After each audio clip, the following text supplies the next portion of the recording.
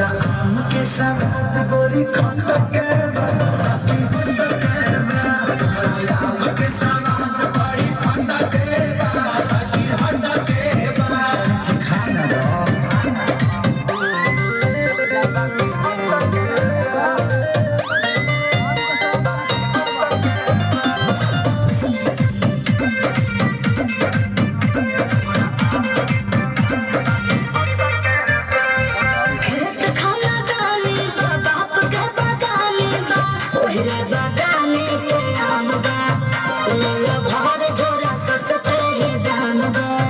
एक बाइक में लोग के पता तो चली गई तोहरा चीज के न कोनो जवाब बाटे हिसाब बाटे चलो तोरा खातिर दू चार पैसा घट के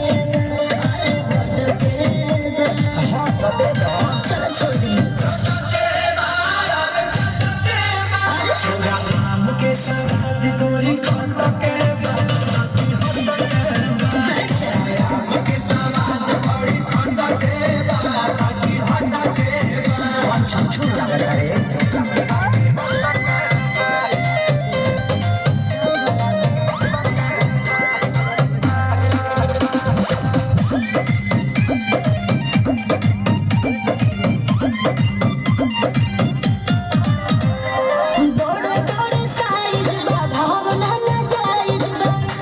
बापा करना तो अच्छा बात को होता नहीं अगर ना सच बा